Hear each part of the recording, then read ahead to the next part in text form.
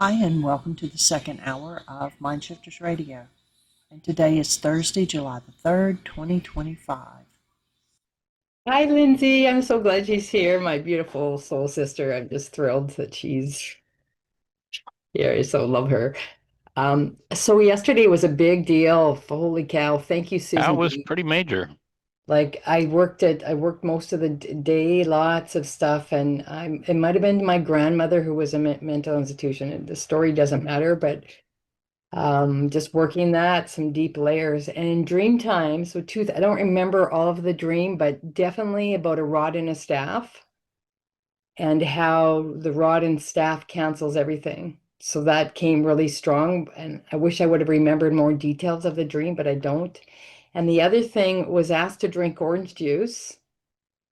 And in this, so I was drinking the orange, and they wanted me to drink just a little but I drank the whole thing. And again, in parting, when I go all in, something about that that I had the capacity to hold it all. So I'm not even sure what that all means, but yeah, I'm just so grateful for Susan B, because that discussion and then leading into what happened in the second hour was so profound for whatever is being held as energetic distortion in my family system and in my own field. So just nothing but gratitude and just showing up, and also for humanity as well. So yeah, really, really profound work happening now. Awesome. Yeah. Well, holding the space that whatever's moving for you moves Yeah. on every level, and it's clear to me with the commitment you've got and the work you're doing that you are increasing your capacity to Hmm. uh, to be that space, and And that's yeah, about the only thing the world needs right now. that's it. And then yeah, and then it's also the whatever is happening between the masculine and feminine. And I guess in Psalms, I just looked it up in ChatGPT, but I think the rod is the masculine, the staff has to do with the feminine. And then also talks about the somewhere in Psalms in the Bible talks about that. So I feel I don't know it all, but there's definitely an integration within around being able to stand in my own presence, both in the masculine and feminine. And then I'm off. I won't be, as you know, I'm going away. I'll be gone in the silent meditation retreat. So I won't be um, on these calls, but I will definitely be holding everybody in my presence in my meditations, and just holding the deep love for everybody's work and what we're all doing to help break through this veil. So Cool. thank you. Well, we'll join you in holding the space for your retreat to open whatever is ready to open on the next level. And one of the things I was thinking about doing, we had talked about the starting a WhatsApp group. So for those who are going to be doing the intensive in November or did the intensive recently, or actually have ever done the the codependence to interdependence communication practicum, Susan is going to do a facilitated listening processing of that starting in August. And if you either completed the recent intensive or are doing November, with that comes a full set of 20 of our workshops. So I'm not even sure how many hours it totals, up to 40 plus hours. And I'm going to suggest to everybody that you start, one of the most profound statements that Yeshua made 2,000 years ago in recognition of getting past the fraud and the lies of the world is he said, you have to have the eyes to see and the ears to hear. Now, I think we can fairly safely assume that most everybody in his audience had what we call physical eyes and ears. So that wasn't what he was talking about. What he was saying is, you've got to have the brain cells. And, for those who are new, maybe you haven't heard me share this little story, but whenever I really go into and work with the Aramaic, I tell a story about, well, let's imagine that you're the best speaker of, let's say, English into Russian, Russian to English in the world, and we're doing a workshop, and you hear from somebody in Russia that wants to come and do our workshop. And knowing that you are that proficient at the language, I ask if you will, pick him up at the airport, translate for him. I know you've got an extra room in your house, and would you shuffle him back and forth to the workshop and translate for him? And of course, they're delighted to do that. And at the end of the week, and we've gone out with this fellow a couple of times for dinner. We just had a great time. And at the end of the week, and I speak no Russian, so I want him to really understand and know what I think about him. So I ask if you will tell our new Russian friend that I think he's really cool. And you turn to him in your best Russian and tell him that Michael thinks you've got a low body temperature.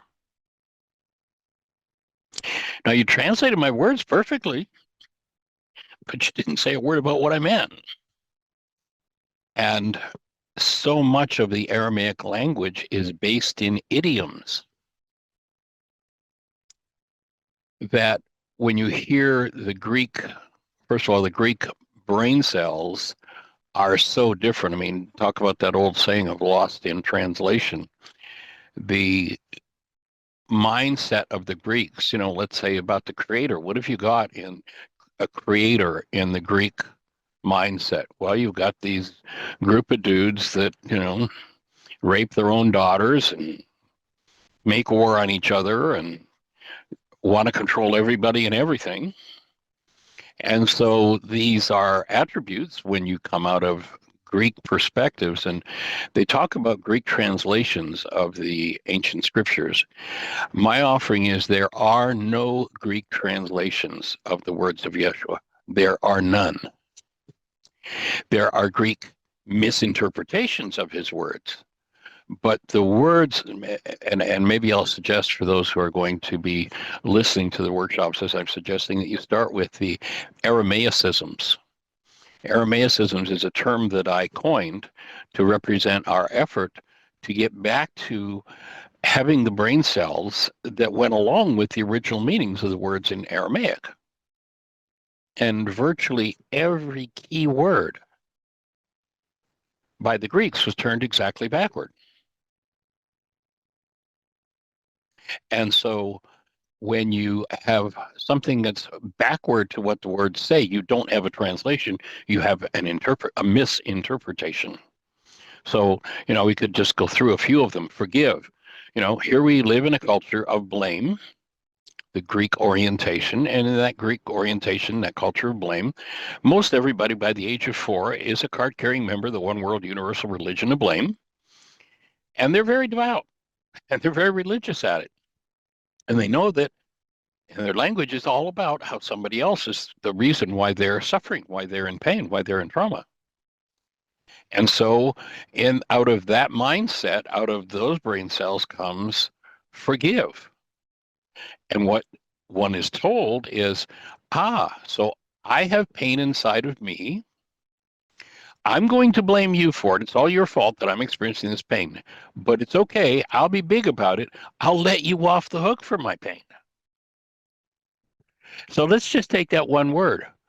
What happened to the Aramaic tool with which, if you're in pain, you go inside your own unconscious, you locate the energy of your pain, and you delete it? It disappeared. Forgiveness was turned into Greek pardoning, and virtually everybody in the world, I mean, even in the Spanish language, the word forgive is pardon. It's touched the whole world. It's backward.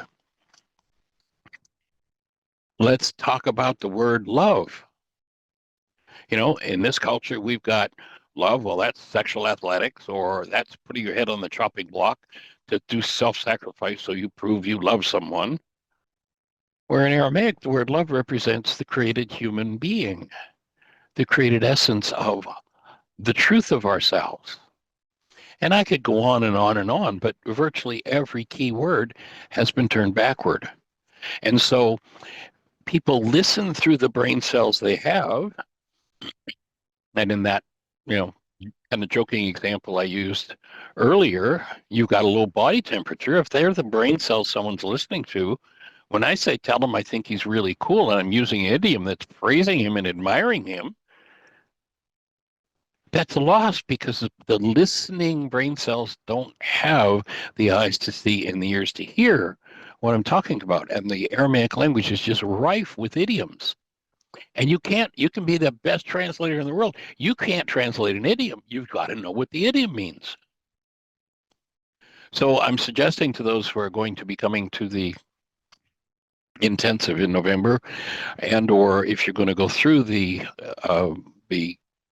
codependence, the interdependence course that comes along as a free bonus with the intuitive development intensives, I'm going to suggest that you listen through that full set of free links that comes with your workshop, so that by the time you start working with the course in August, the codependence to interdependence communication, that you've got a lot of the Aramaic brain cells already built. It will just create a platform that will move your process along immeasurably. So I'm going to put that suggestion out with everyone. And I'm going to create a WhatsApp group for this study so that we can keep touch with everybody through that WhatsApp process. And we'll be putting instructions in and dates in. And it's going to be somewhat flexible. Susan and I have talked about a structure, and we'll just have to see how it works. I've never had anybody who have taken one of my video intensives and facilitated it before. So it's going to be a new experience. We'll adjust it as things go, but we'll key you into the app. And if you have done the codependence to interdependence communication practicum, either you've done the self-study or the online course, you're invited to participate with Susan in doing that. I'll be participating on occasion. We'll do an opening session on the 3rd of August, a Sunday afternoon. We'll do it at 4 o'clock Eastern time so that everybody across the country will be able to listen, and we'll do an introduction and opening, and we'll adjust as it goes along. It will be recorded on Zoom, and we'll be sending out a release asking everyone to please do a release of that so that you can be recorded in your questions and answers and such. And it will only be used within the group that is doing the study. If someone misses a week, then it'll be made available and such. Any other thoughts on that, Susan, at this point? No, I think that's great that, like I said, we're looking at Sundays and Wednesdays, and that I think everybody, exactly what you said, to be primed like a water pump. When you have a fire pump, you got to prime the pump before you've started. So that's what we're actually doing, is it's the primer for those who haven't even been introduced to this stuff.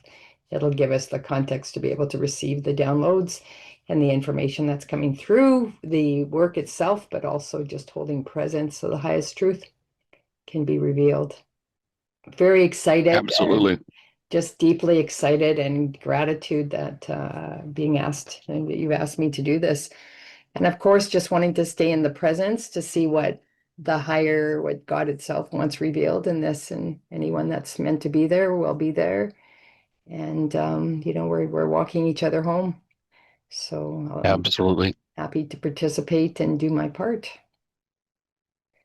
That's Yeah. awesome. Yeah. It's interesting, in our culture, we use a particular word to represent putting words on a piece of paper, but that word has another meaning as well, spelling. And what kind of spell have many people been put under within their family system? I came across a quote recently by a woman named Rebecca Mandel, and she says this: in a certain sense, members of a dysfunctional family are participating in a consensual trance, a survival trance supported by false narratives, toxic shame, anxiety, egoic defense mechanisms such as denial and projection. And I just thought that was a really powerful way to language what the hostility and fear-based family dynamics are, that it is literally a spell, and that if that's what one has brain cells for, especially emotionalized brain cells for, then when the stress is up and the chips are down, that's always the narrative that's going to take over. Yeah, it's interesting And, that that you brought this up because Dr. Tim was discussing that in the first hour. And oh, really? yeah, exactly that, saying, when your brain cells are created and you have a perception of fear or unsafety, I'm going to say, and untrust, and then you grow up in the world and then you see that, but it's not true, but yet you perceive it to be true. Right. There's a lot of discussion, and even the words are what you were saying. Words are symbology. It's not even pointing to Yes. the truth. We're trying to describe something that isn't even real to begin with. Right. And that Well, word, so this is so right now that Dr. Tim talked about it, you're bringing this up, so important because none of it's real. The only thing that's real is the love behind it. the truth of who we are. You listen to Yeshua and he says, in order for you, and I'll insert the word being, in order for you being to live, you, non-being self, have to die. That false self, the trance, has to be broken. It has to be removed. And that's exactly what forgiveness does. Mhm. And so many people are out there doing really great work from within the trance. And even, kind of fixing things in the trance, like, gee, things improve, but it's Mhm. still working within the trance. It's not Yeah. breaking free of the trance. And that's kind of like, you know, my comparison to that is rearranging the deck chairs on the Titanic. You might get closer to the music so you hear it a little better. You might get to the far end of the ship so you're the last one to have your body go into the icy cold water. But that sucker's going down. Yeah. And Yeah. the non-being mind, because it is totally and completely an hologram produced from carbon-based memory projected from the past. And when we put that construct, which the world tells us is our thinking and what we're seeing, we put that construct in front of the world that the creator created, and that's all we see. We think that, and well, one, we think we see it. First of all, we're not seeing it. Yeah. It's tainted on the inside of our eyeballs. It's not that we're looking out through our eyes and seeing it out in the world. It's a product of the mind, and it's painted on the inside of the eyes. There's no seeing through your eyes. The eye is a one-way valve that brings information in. You can't see out of your eyes. That's just foolishness. But what comes in the way of information, whether it's taste, touch, smell, hearing, sight, resonates brain cells, content. What do you have the eyes to see and the ears to hear? And the only Mhm. thing you can see through that device is what you have the eyes to see and the ears to hear. That's And it's that's all what, yeah. And I really see, and the idea for day in the Course in Miracles to give and to receive are one in truth. So I really am getting that there's only me here and the content of my mind is playing out. So what I give to another in energy, in mind energy, it's coming back. And right, it's coming back and it's just playing out what I am. And it's just the inner job of keep cleaning up all that is not love. yeah. And And I and get the even original, they get the yeah, carbon copy, yeah, and then even and they may not be home for delivery. yeah, and Dr. Go Tim ahead. was saying being able to, it's not the word, because me, I'm this whole seeking knowledge. I did lots of worksheets on that. Like I'm studying all the time, and yet the words aren't going to get me where I want to go, or the Right. knowledge is not going to get me where I want to go. And he said something today, it was so profound. It's all experience. It's what's before you in the moment. An experience that's going to shift the what you're how we are in the world and how we interplay with the experience in the present moment. And if we choose love with our mind energy, that landed so deeply. So I'm excited to see what gets revealed. Like, yeah, it's just, and Lindsay and I are going to and also Andrea, we're going to a workshop this weekend in Penticton. And like these are my soul family. So I'm so excited they Awesome. remember. You're gonna love well, you've talked to them already, but they're absolutely magical. And so yeah, this is also the experiences that we get to have going forward, even us as a unit, going as this little triad it means something. There's something to be revealed. So I'm really excited. And it's Awesome. my brain cells are opening up in a different way now because it was so collapsed in perception based on what you said, especially in the emotional field and my beliefs, what my mind was telling me, I was believing. Right. And I now I'm agree. breaking free that, wait a minute, just because my mind thought that doesn't make it true. Yeah. Somebody wrote a book, Don't Believe Everything You Think. Mhm.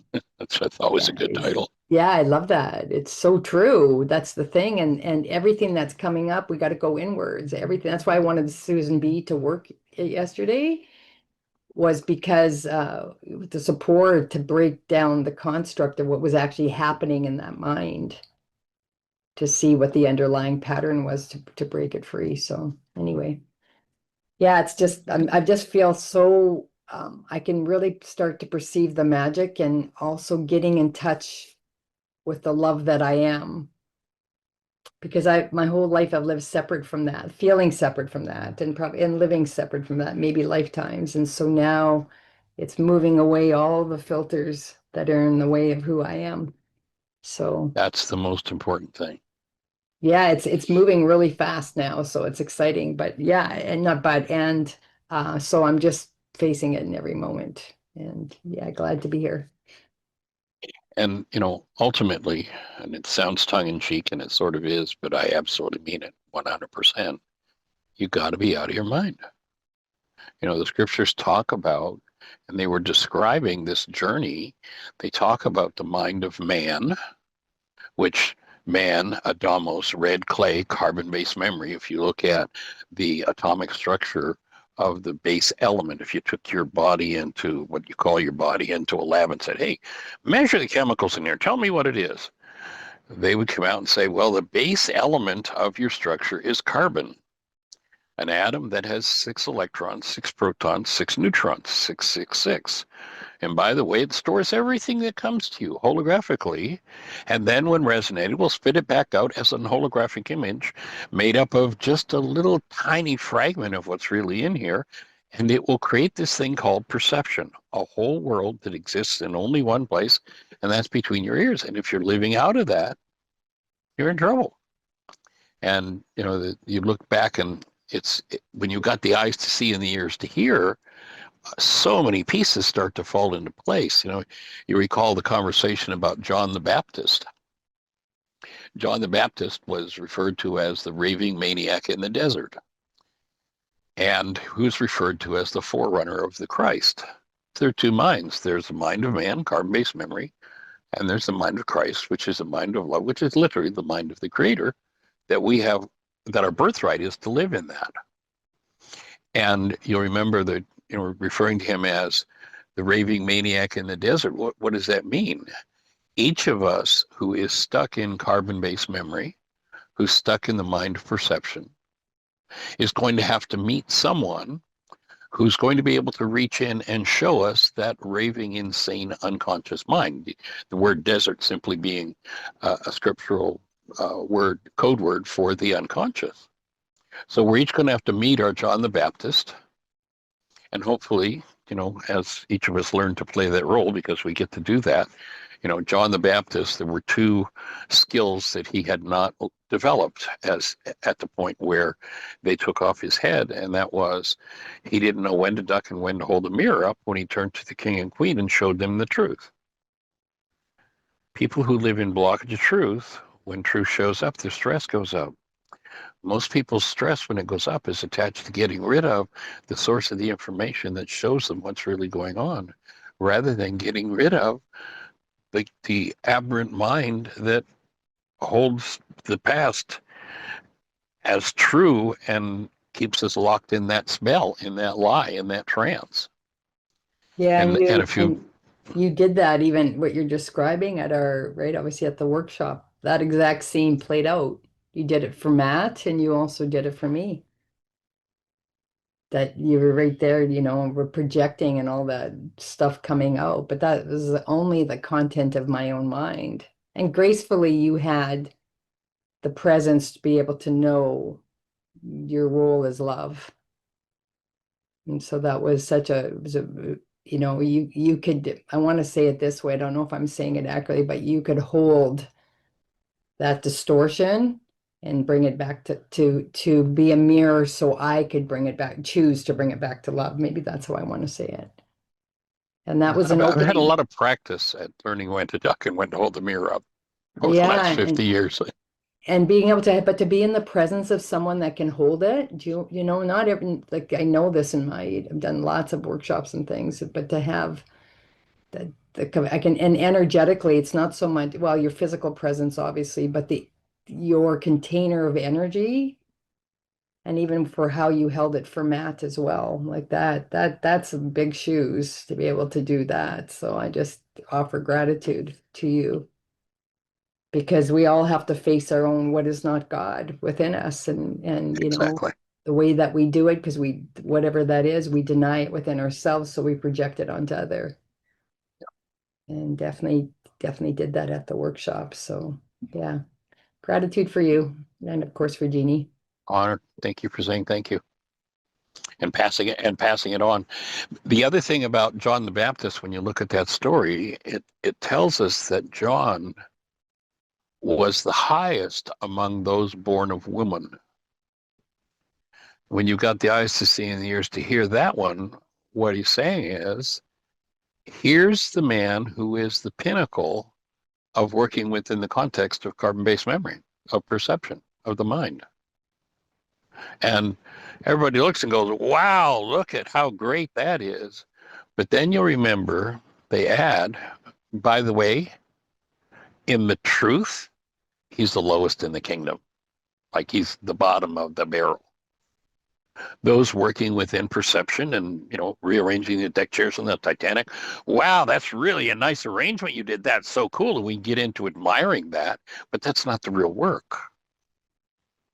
And John, you know, when they say born of woman, they're saying working within carbon-based memory, but that was his limitation, had not yet entered into the realm of the mind of Christ. And therefore, his entry point, he would be the very lowest. And I think one of the things we need to be careful of is not getting stuck in the trap of rearranging the deck chairs, of just working within the mind, but opening that space where the breath moves in a way that the deepest undoing can happen, and the full incarnation of each individual as love within their physiology, within the world, is just of tantamount importance. Absolutely, I can feel like that, and what you were doing when I was there, also opening up the physiology to be able to hold it. You know, because the body has, not only That's does, I mean, the mind has, absolute key.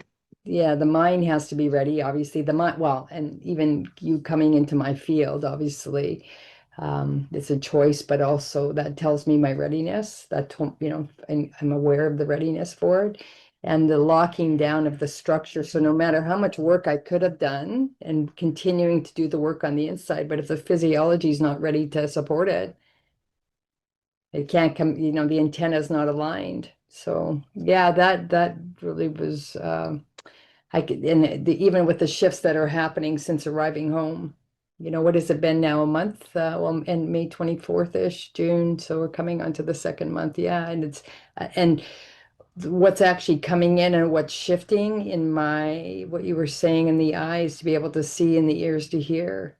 It's almost like I've been, how am I going to even give language to it? There's a great song. The line you just triggered for me was, Saying, "It's like I've been sleeping for years." yeah. Yeah, and even the song Amazing Grace, now I get it. I mean, I've listened to that song. I love the song. It resonated. Mm-hmm. There was a deep truth to it, but not, didn't really have the context or the really the knowing of it, the brain cells to perceive what it really was. I've listened to it again and I get it exactly.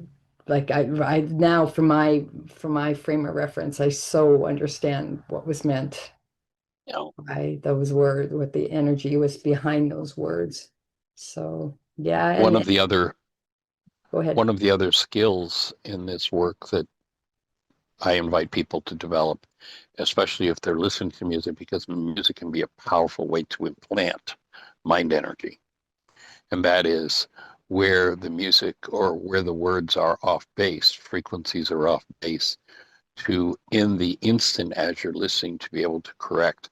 For instance, in that song, whenever I hear that song, rather than wherefore once I was blind, now I see, Mm-hmm. which is not true at all. It's wherefore is once I could see, now I have vision. Yeah. Yeah. It wasn't that he was blind. He had the eyes to see, the world of slavery and trauma and, all the stuff he participated with. But once that new mind awakens, then vision comes in. And now it's just a different world. That's all. Yeah. And do you mind just chatting a bit more about when you were talking about John, right? The lowest of lows. So he, Well, he he was the also, lowest. What they described him as is that he was the pinnacle of those working out of carbon-based memory, working out of perception, working out of the mind of man. yeah, yeah, But then when it came to the mind of Christ, he hadn't touched it yet. He was the forerunner of that. He was opening a space for people to go there, but he had not gone there himself. that's And so it. they described him as being the lowest in the kingdom. Like, if you imagine we're going up a ladder, he's the top rung. I mean, there are people living out of carbon-based memory that are hate and rage and guilt and trauma and theft and abuse and all of that. Well, he's come up that ladder a long way, and he's standing at the top, and he's imagining, the presence of love and, the coming of the Christ, but he hasn't opened to that coming himself. So he didn't open So, his own, he didn't so open his, so what you're saying is he didn't open his own veil to look what was inside his own unconscious? Well, whatever the work was he hadn't done, they don't get specific, but my Yeah. take, if we use the analogy of the ladder, his next step is going to be stepping into what was called the kingdom, is going to be stepping into the deeper, the real work, where he discovers his true life rather than his ego life. Yeah. And even And the metaphor, he starts that journey. yeah, and even the metaphor that they took off his head, like what Yeah. does the head hold? Well, that's interesting. Isn't that the connection? Because there's some say that the spirit of man, the upper three chakras, the throat, the third eye, and the crown. So that's severed. So that tells it hadn't really been embodied yet. So that it's just making an analogy there or Yeah. symbology around what Brain. that could be. And so obviously his Yeah. journey will Brain's continue. gone. Yeah. So, And if your brain's gone, you're out of your mind. mhm. And that's a prerequisite. You know, people talk about a near life or a near death experience, which I always offer to people when they're talking about a near death experience. No, that's not a near death experience. Most people are already dead. They are living in carbon based memory. Mhm. They are dead to who they are as human beings. And they're dead because they're locked into perception. They're locked into the mind of man, carbon based memory. Mhm. And if clinical death occurs, that's like taking off his head. It's gone. It's out of the way. And I And guess then when he people says, have a yeah. direct experience of who they are as beings rather than images in their false images in their minds. And then they Mhm. come back and having had the near life experience, they have to learn to talk about what's really true. And it's like, you listen to somebody, or if you think about yourself when you've had a spiritual experience, and then you come back and you're excited and you're going to tell somebody about it, and they say, well, tell me about it. What happened? You go, um, uh, well, uh, there are no words. Yeah. We don't. That's where the course says you can't say it in words. It's just not there. You can Mhm. describe the tools in words, and if people use the tools, they'll have the experience. But you can't say it in words. Yeah, it's beyond words. And so when Jesus talks about let the bear, I don't know the whole passage, but let the dead bury the dead. They bury the dead. Yeah. So that's just Well, me remember, in the non-being mind. Just leave that yeah, there. Yeah, the situation in that story is there's a man who's heard his teachings and says, wow, this is good stuff. I'm coming with you. But first, I need to go bury my mother and my father. Now, that didn't mean that his mother and father had just died and he was going to go physically dig a hole and put them in it. It was a requirement of the oldest son in the Judaic tradition that he take care of his parents until they died and give them a proper burial. So he was saying, well, I'll be back. It might be 20 years, it might be 30 years before mom and dad die. So, Mhm. and Yeshua was like, excuse me, if you're actually going to follow me, you know, let those who are already dead, let those who don't even know who they are as human beings bury each other. You know, Mhm. let those who have no vision lead each other with sight. But if you're really going to do this work, now's the time to do it. Yeah, and could it be a metaphor also for, that because we hold on to the carbon-based memory of our generational patterning in the past, so that has to be released. Yes. And Yeah, that's what he was inviting that man in to do. And that yeah, man was saying, well, I got to go back with my carbon-based memory for a while. He's like, yeah. no, no, now's the time for you to do it. If you're going to do it, let's go for it.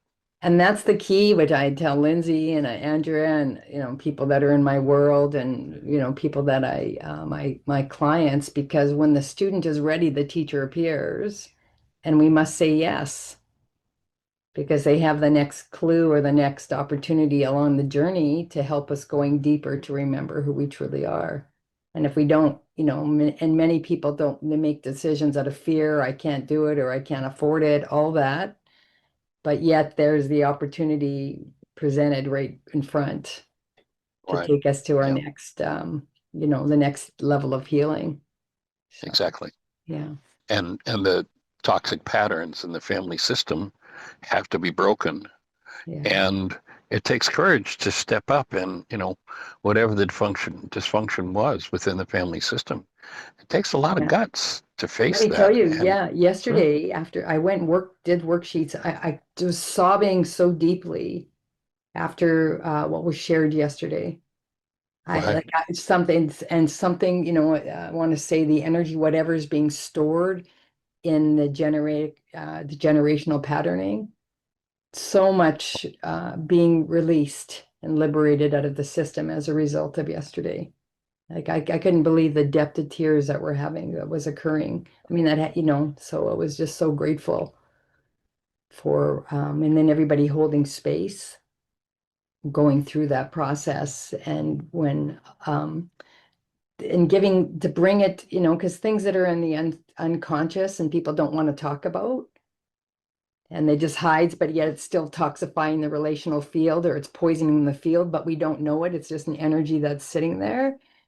By the discussions that were had yesterday, first hour for sure, and then also continuing in the second hour as so beautifully happened. And then that lower vibration energy, I want to say, that was able to be brought to the surface and just transmuted with love and then allowed That's how me. family systems are changed. I know. And then I got to take that love back to do my own work in my family system. And even the presence that was held with the group, it gave safety for whatever was within me and my ancestors to come forward and being able to bring it to my consciousness for its healing. Yeah, it Yeah, to was. me, that statement from the inventor of the Salk vaccine, Jonas Salk, where he says the most important thing is to be a good ancestor. It's like, Mhm. We're doing it. Everybody that's on the call, we're all doing it. what it's all about. Yeah. So congratulations to everyone. Anyone else have any thoughts on this whole conversation? If so, just hit your mute button, say hello.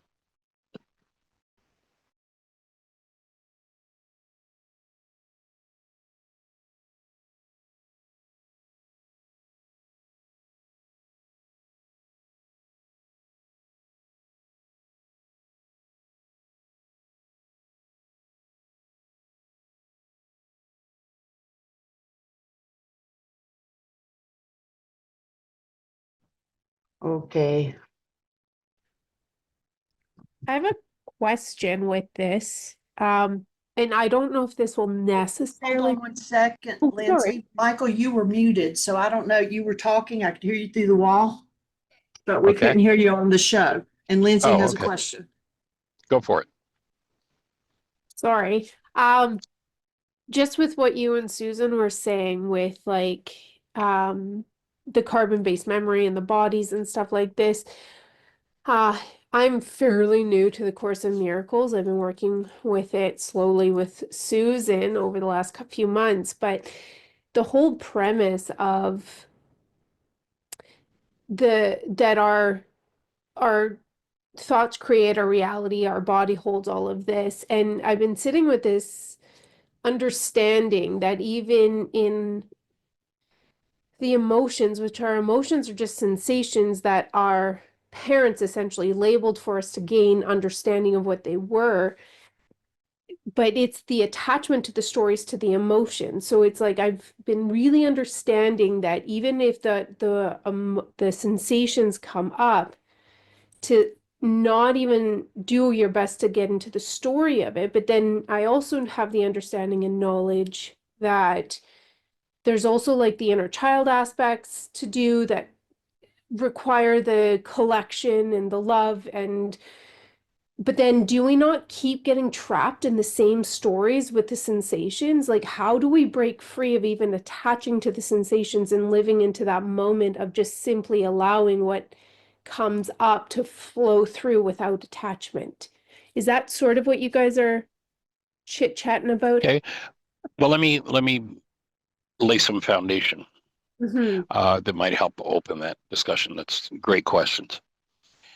There's some Harvard research that's at the foundation of this work. And in this Harvard research, which goes way back into the 50s, it's some of the most quoted psychological research in history. And what they showed, they've got somebody in the laboratory, and they're measuring brain cell firings. And in a time frame where they can measure 10,000 units of electrical activity on a conscious level, the max amount of data that goes into awareness is 9 bits. So we're looking at a tiny fragment.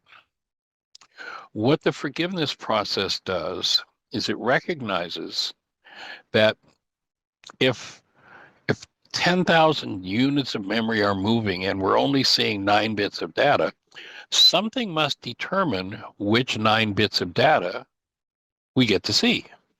What is that? It's our goals.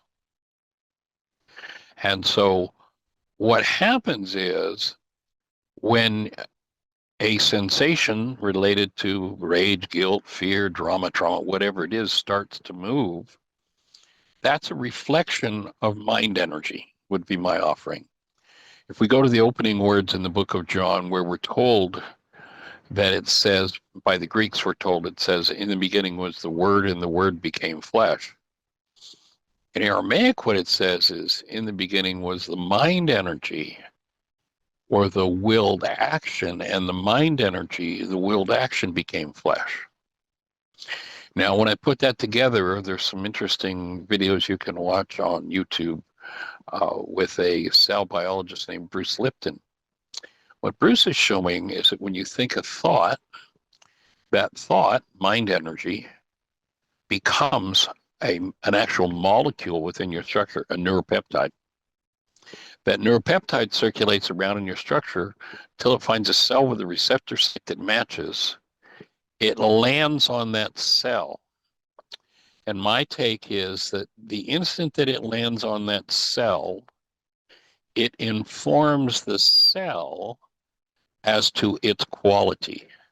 And that's the sensation or the emotion.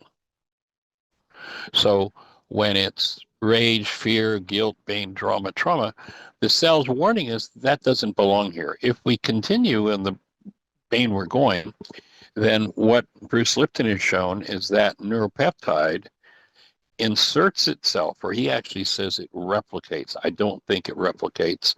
I think the neuropeptide, once it lands on the receptor site, which is like an antenna, you've got an antenna on your TV, the signal comes along, lands on the antenna and inserts itself into the TV. Now you're watching a picture. You got that neuropeptide, that thought that lands on a cell. Instantly, the cell gives off a warning. This is not good for us. This does not belong.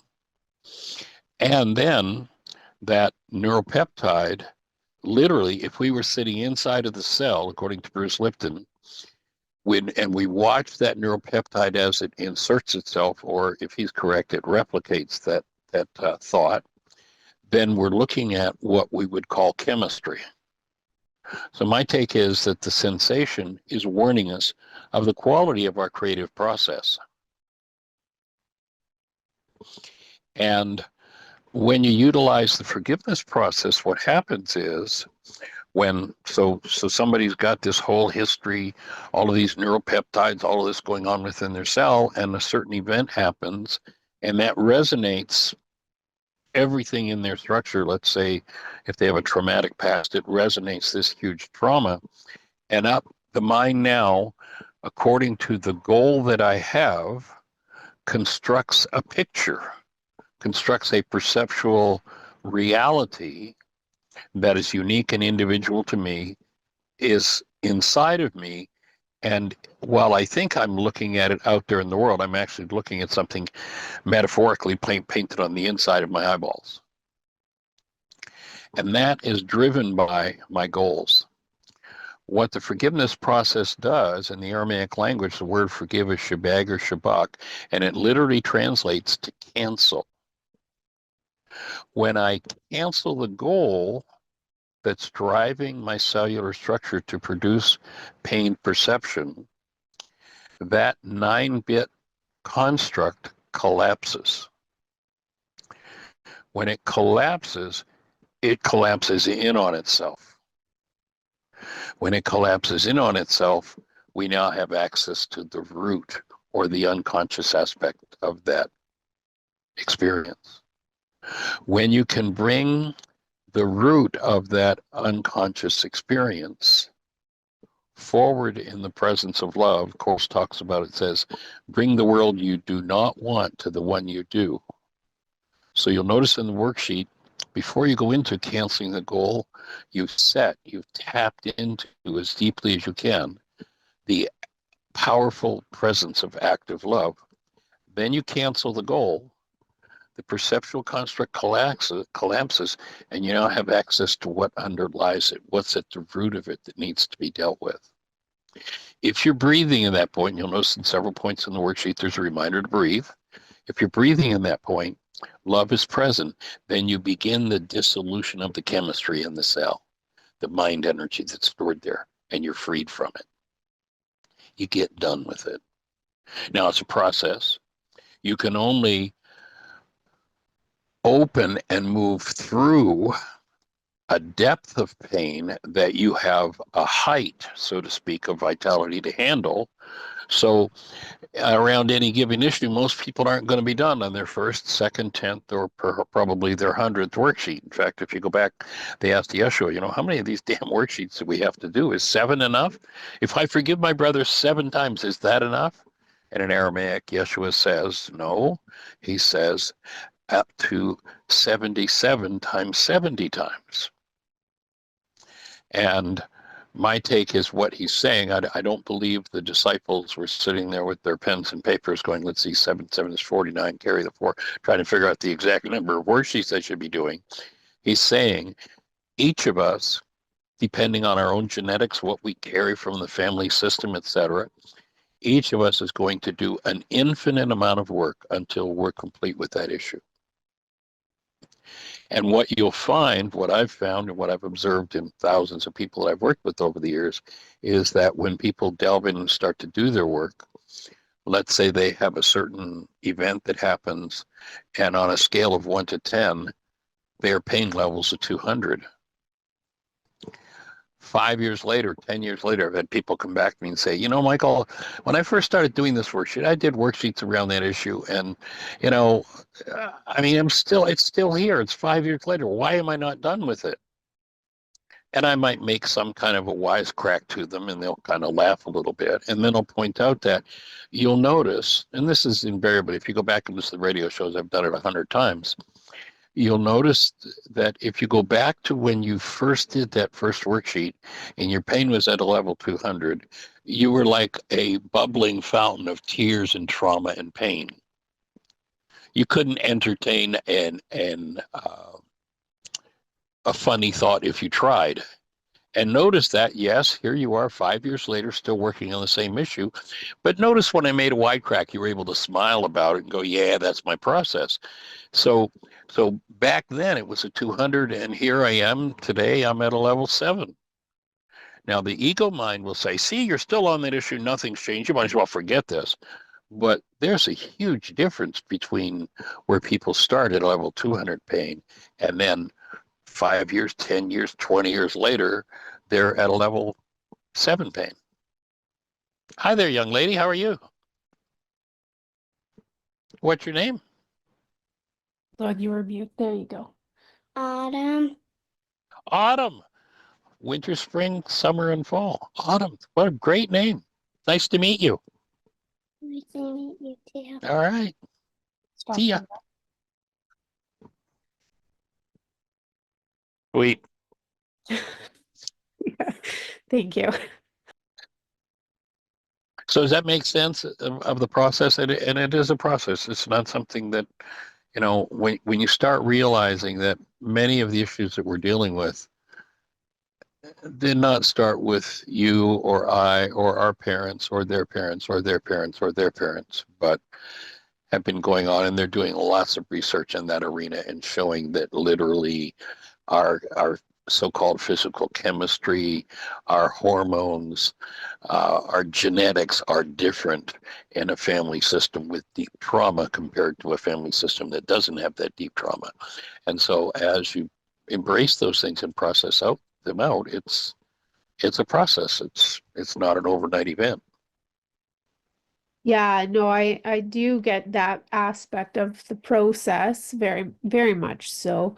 I think where I guess the beliefs that or the knowledge that I've learned over the past few years of continuing, like Susan said, of like saying yes to the different teachers and gaining different knowledge from a variety of different areas.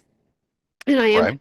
familiar with Dr. Bruce Lipton, but there's also like the concept that every time we tell a story, the neural pathways get stronger and stronger and stronger. So I think where I'm at right now is like uh, even just challenging my own belief systems of some of the information I already have. Because if we keep going into the same storyline, then are we not also increasing like the connection of that neural pathway? Or is it in like living in the curiosity that disrupts the strengthening of the stories that are attached? I don't know if I'm using the appropriate language to explain what I I mean, think but I'm hearing you.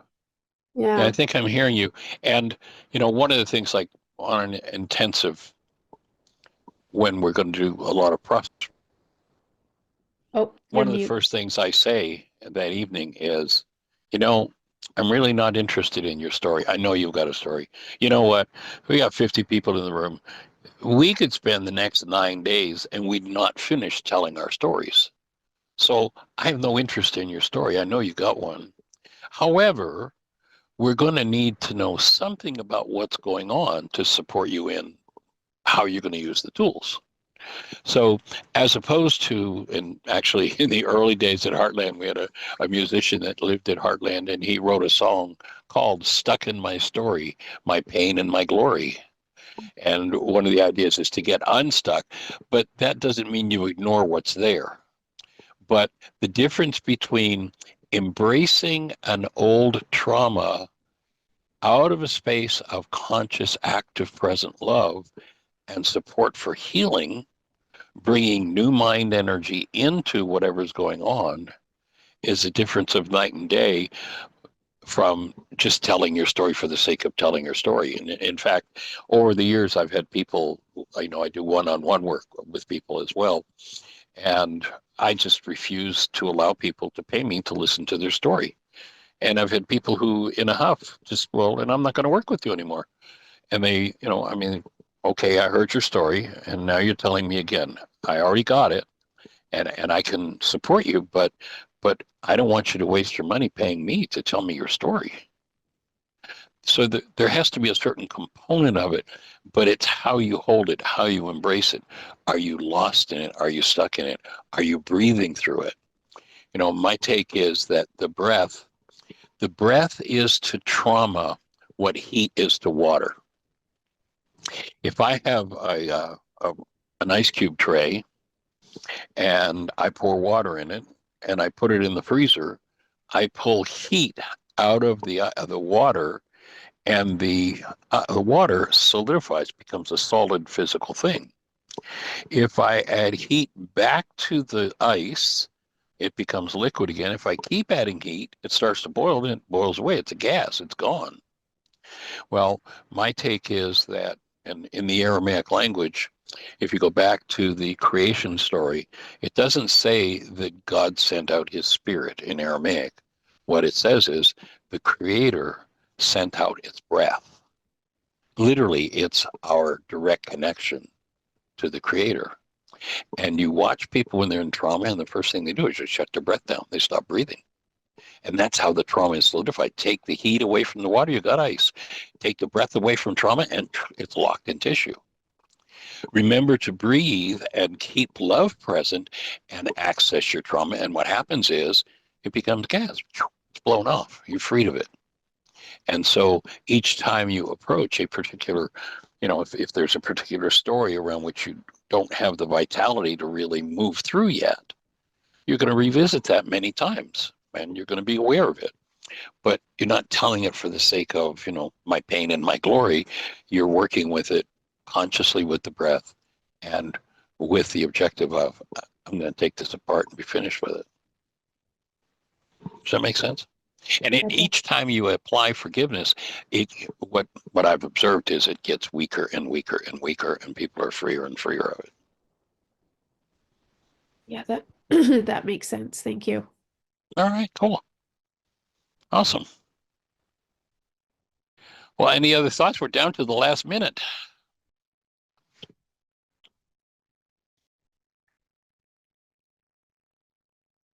And I'm with you, Sally. Yes, letting go of those patterns. Yay. Well, thank you, everybody, for joining us. And I will hold the space for you to have the best year yet of your eternal life. Appreciate you. Blessings. Bye-bye.